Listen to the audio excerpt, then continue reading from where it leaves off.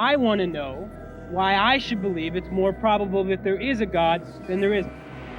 If you had a scientific question, you would go to a scientist, and I presume you would expect a rational answer.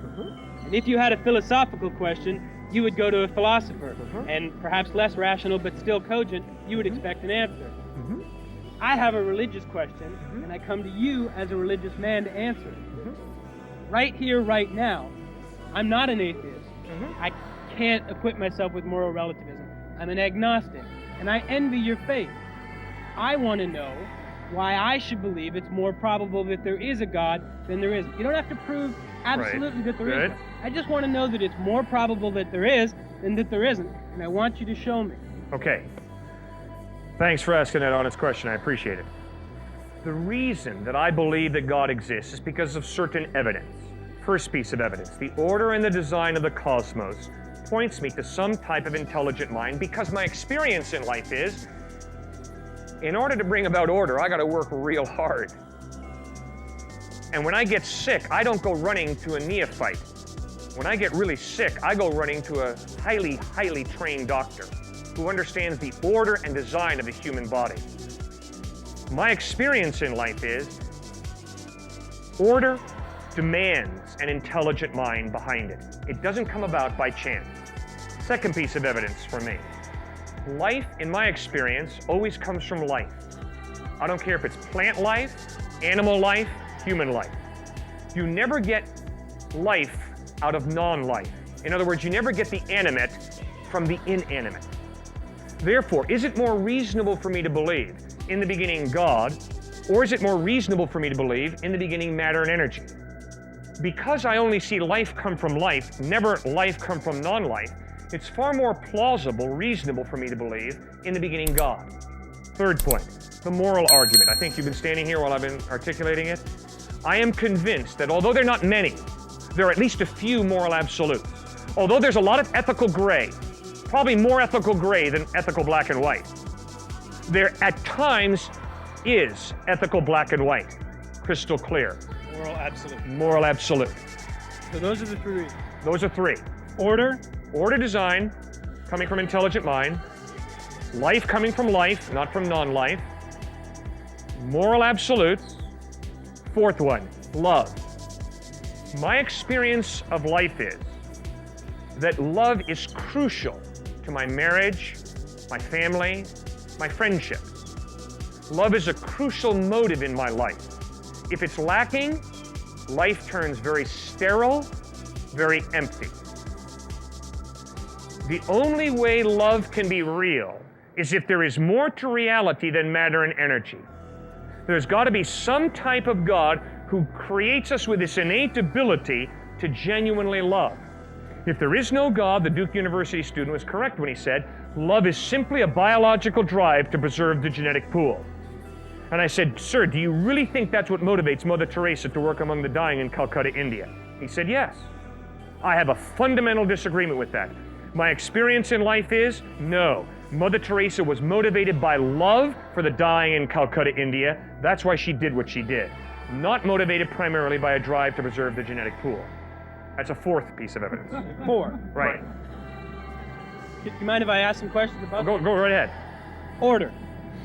I know a little about computers, not a lot, but a little. And I know there are computer programs that write very complicated, very ordered programs that do things. Extremely ordered. But I would not go back and say that the program that wrote it is a life, or capable of love, or capable of thought in the way I think of thought. I have seen order that is caused by seemingly disorder or random occurrence. I've seen order that doesn't necessarily come from a cogent willed source. And I've seen order come from a cogent willed source that was very evil, or you would define evil. So, first of all, I would contend that I've seen, or I think I've seen order from chaos, and I know I've seen, or at least I like to think I've seen, order from what you would dictate as evil. So is it order from chaos? And if it's order only from order, why does that necessarily imply a good entity that created this order. Okay, I have strong disagreements with one point, and I strongly agree with your second point. I think it's rather clear that a computer comes from an intelligent mind. I've never met a computer that just came about by accident. So that computer obviously was ordered by an intelligent mind. So there's no problem with computers. But I think you raise a tremendous issue when it comes to evil. I think you're absolutely correct. I think it's totally possible that this intelligent mind is a warped Scrooge. What was the second reason now? Just to get it Okay, right? second thing is life comes from life, not from non-life. That one's harder for me. I'm not a biologist, but I know that there's a lot of theories that say that given the right materials, the right electric charge, so to speak, and the right atmosphere, we can create proteins, we can create enzymes, we can create complex molecules, and from that, this. Okay, and my point would be, I would not be shocked if scientists created life. Because that's exactly what I believe. Intelligent mind creates life. My point is, you've got to have the intelligent mind there. You don't just have life coming out of non-life by accident. You don't think it's possible, even remotely possible, even infinitesimally remotely possible, that in some primordial pool, a lightning strike struck a complex of molecules that created an enzyme that then allowed us to evolve into this over billions of years? Anything is possible. Possible. Correct. Anything is possible. But more probable for the God? Exactly. You see, for me as a thinking human being, the question is, what is most plausible in light of the evidence? Third point was? Third point was moral absolutes. I don't have a counter. Fourth point was love. That I don't understand. And I'd really benefit if you could explain it to me. Sure. I don't understand what you mean by it. Mm-hmm. And I've never experienced what you're talking about.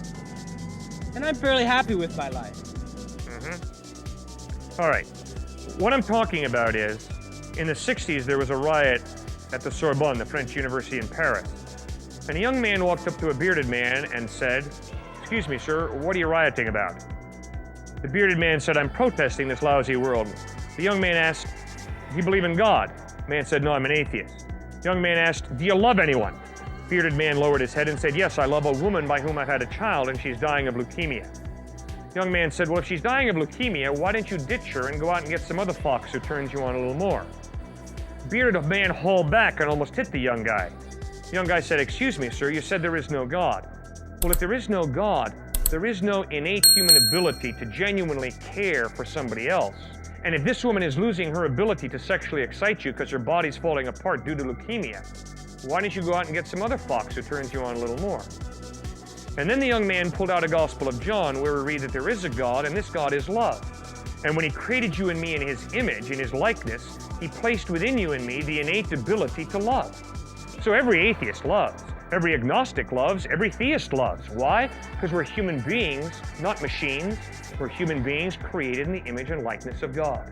Is that love the only emotion that God put in us, or are all of No. our emotions from God? No, God gave us emotions, but due to our sin, we can twist those emotions. The classic example is anger. There's nothing wrong with anger. Confronted by evil, God is angry. Confronted by evil, I should be angry. That's moral indignation. That's righteous anger. But in my selfishness, in my sinfulness, I twist anger and I lose my temper with someone because they step in front of me at the line at the airport. Don't they know who they just stepped in front of? And so I explode in a selfish type of anger, and that's sinful. If we tie this with your creation ex nihilo argument, creation from nothing, a counter to it, everything here from God. Was there anything before God? Was there any before God? God is eternal, so there's nothing before God. Everything from God. No, not everything from God. Because God has given you and me gifts of creativity, obviously God did not make your jacket or eyeglasses. Obviously God did not build that building. And obviously if I go up to him and kick him in the jaw, that's not God kicking him in the jaw. Or if I go up to him and pull my wallet out and give him $1, it's not God giving him $1. So because God has given you and me gifts of creativity, we can create. And we do all the time. So then, some things from God, some from man. Man used in a general sense, milky. Yeah, God's given us gifts of creativity. And as far as the moral absolutes go, you say there's some. Okay, where do I find them? Two places. First of all, you go to your conscience. And secondly, you ask, has God revealed a standard that I can measure my conscience against? Jesus Christ claimed that he was that standard, that his ethical teachings are that standard. You can find them in the Sermon on the Mount, Matthew 5 through 7. You can find them in 10 Commandments, Exodus 20. My conscience, the first one. First one, conscience, right. That troubles me. My conscience guides my behavior very differently from what I would assume you would guide it as yourself. That's right. I'm extremely selfish and almost exclusively act in my own interest. That's right. That is how my conscience guides me. Uh-huh. Well, I dare say, though, that occasionally you experience guilt.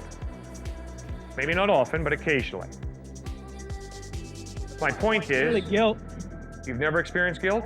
Not guilt. I've regretted my actions in the sense that they didn't have the outcome I thought they were. They weren't as beneficial to me as I thought they would be. That's regret, but not guilt. All right. Speaking for myself, at times I have experienced guilt, which means I am convinced that what I did was wrong. Compared to something other than your conscience? All I know is I experience guilt, my conscience informs me of it.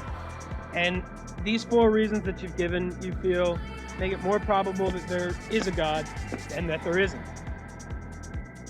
Correct. And then there's another one, your agnosticism. Okay? It is an intellectual option to be an agnostic. It is a practical impossibility. Every day you have to make priorities. Every day you have to make ethical decisions. And your priorities in life and your ethical decisions in life, show very clearly you're not agnostic. You believe something, you believe in someone. That has motivated you to set the priorities that you have. I obviously don't know what those are. What you believe in has obviously motivated you to invest your money the way you do, your time the way you do. So there are many people who can say, I'm agnostic, I don't know. But practically, the way you live your life shows that you believe something. Would it be more honest of me to say, practically, I believe in me? And yes, correct. Then I may have misinterpreted agnosticism. I took it and have taken it to mean, I don't know what's there. I'm not going to make any decision about it. I'll listen to whoever has something to say and see what I think. Right, and I think intellectually you can do that. But now, you have to go out and live your life. And the way you live your life shows whether you acknowledge God or not. See, that's the embarrassing thing about what we're talking about out here. The embarrassing thing about what we're talking about here is, it's not like, do you like black leather or brown leather jackets? Which is totally an issue of your own preference. Do you like Pepsi or Coke? Because you see, it really doesn't matter whether you like a brown leather jacket or a black leather jacket, whether you like Pepsi or Coke. Those are rather inconsequential issues. But the issue of God's existence is not along the lines of Pepsi and Coke, black and brown leather jackets. It's an issue that goes right to the heart of human existence, because it's an issue of what is the meaning and purpose of your life? Why do you live your life ethically the way you do? And what about life after death? Are you ever going to have to answer to anybody for the way you lived your life? See, so due to the grievously serious nature of the issues that are all wrapped up in God's existence, although I can say, I don't know whether God exists or not, the way I live my life, the meaning I attach to my life, the ethical decisions I make in my life, will tell you what I believe about reality.